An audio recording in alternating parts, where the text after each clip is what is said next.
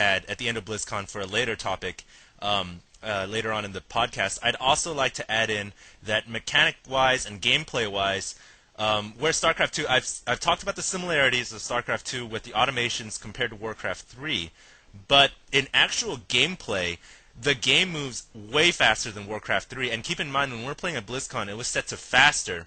And I don't know if if Blizzard's going to be planning to make a fastest mode, but it was set at faster, and it still seemed to be about the same pace as Brood War. Maybe slightly slower. Mineral intake-wise, everything's been reduced to 5 minerals per trip and 4 gas per trip. There are 2 gases at each expansion at each base. Although they say that this compensates for the fact that the workers path easier now compared to Brood War. But I'd like to say that in the actual game, units move extremely quickly. When you tell a unit to move, say in Warcraft, if you guys play a lot of Dota, you guys know what I'm talking about. When you tell a unit to turn around and attack, say like the Finger of Death from the Witch Doctor, or I don't even know what character I'm talking about. When you tell something to turn around and attack, it's about a 2-second delay as the character or the unit makes that animation to move, and then they make an attack animation.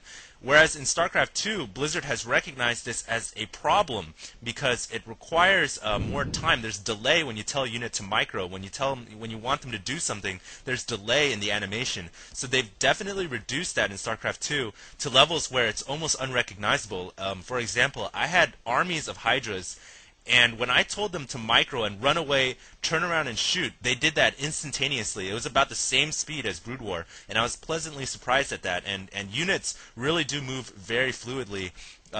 When you tell something to move, it moves. It doesn't delay like in Warcraft 3. And that is where I think that is one of Warcraft 3's faults. And if you guys like Warcraft 3, then you guys can flame me later, but I think that's one of its faults in pro gaming, where units kind of have a delay in animation, and that's not present in StarCraft 2. So I'm pleasantly surprised with that, and I think that's definitely going to be something that will help elevate it to an esports scene and perhaps possibly surpass Brood War.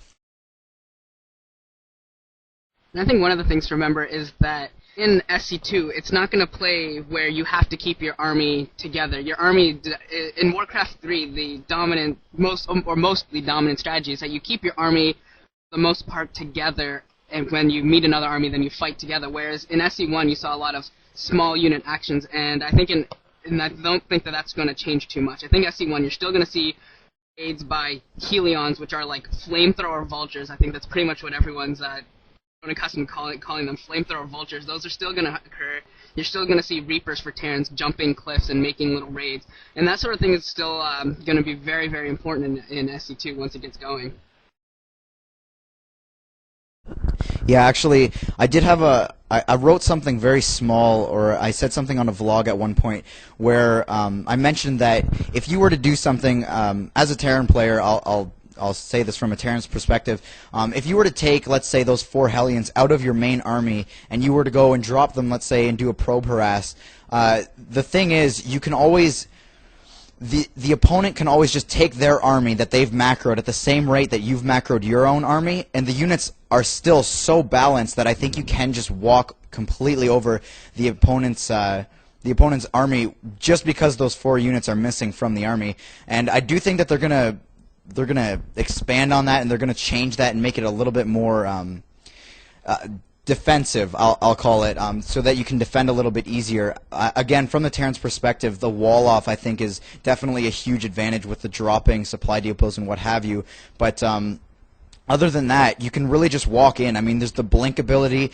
There's Reapers that can climb up cliffs. There's so many options to get up cliffs where the wall-in won't even matter. And I definitely think that for one of the patches, or one of the things that they're going to have to change, is make it easier to defend, because I know that even as a Terran player, who I still think is the most defensive race, I think that they had a really hard time defending. And I don't know, I think that the unit mixture, the unit compositions that you can have in your army also, I think they need to have a little bit more balance to it, because I know Zealots went down so easily, and even with the charge upgrade, I just think that Zealots are way underpowered in SC2. I don't know what you guys think, because I didn't really use any of them, but I guess I'm curious what your take is on the balance of armies. Well, I think that's a question that Dejavu can answer pretty quickly. And after that, I'd like to take some questions from the IRC channel. Let's keep the questions related to the current topics we're talking at hand. Please don't ask questions about Zerg, Protoss, or Terran specifically, because that'll be a discussion that'll come after. I'd like questions about macro, micro, and SE2, transitioning into Starcraft 2, Brood War, esports scene, those kind of things. Please, you guys feel free to ask that after Dejavu. Feel free to answer the question about Zealots being a little underpowered. Yeah, Frank, you were definitely. The Zealots are an interesting unit now. Against Terrans, you're right in that they're far weaker, just because the Marines, for whatever reason, are able to mow them down much easier in SE2 than they were in SE1. And the Marines, I think it might even just be that the Marines clump up so much better, so they all strike at once. So the Zealots don't get that extra second of the animation of the back Marines shooting like they do in SE1. So they're not able to close the distance as well. Even with charge, they just don't. But they're still very, very powerful units, especially against Zergs. And I know that this was a thing that a lot of Zergs were having trouble with in the 1v1, and even when I was playing 2v2, which technically not supposed to, but it doesn't matter. And I think I even did this against HD a couple games, is that 2-gate Zealots when you're Protoss against a Zerg player is extremely hard to defend for the Zerg. In SE1, it pretty much took about 3 Zerglings to take down 1 Zealot. In SE2, it pretty much takes 4 at this point, with especially once you get it up into like 2 or 3 Zealots, it really does take close to a dozen Zerglings to even really fend that off. And I don't know if that's something that they're going to go look at and maybe try and beef the Zerglings or something. Yeah, and HD is our Zerg player. He was playing Zerg for most of the entire Blizzcon. So I'm sure he was feeling the pain at times. And it was actually pretty easy as a Protoss player, to jump in there and rush in with your Zealots and just like snipe queens or do something along those lines and just do a lot of damage. And yeah, but PvT Zealots really aren't that useful. But even in SE1, you don't see Zealots used a lot, at least at the beginning of the games. You just see a couple at the very start, and then they go with Reavers. And until you get to the big tank pushes and things, Zealots really take a back seat in that like 7 to 10 or 11 minute range or so in the early mid game. They take a backstage to Dragoons, and in SC2 they take a backstage to Stalker. Yeah, definitely. Yeah. Let's go ahead and open up let's have our first Q&A session. I know Frank, you wanted to say something, and I think we should go ahead and get this moving along. We'll go ahead and come back to you in a second, but let's go ahead and do the first Q&A session, and I guess we'll hold a couple during the entire podcast, and I guess we'll just open up the floor to any question you guys want to ask.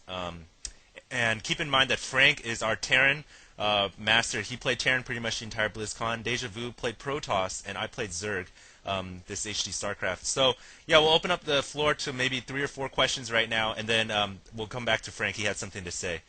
Is that okay? Well, I just wanted to answer a question, actually. Okay, yeah, go ahead. Oh, no, go ahead. Take the questions away.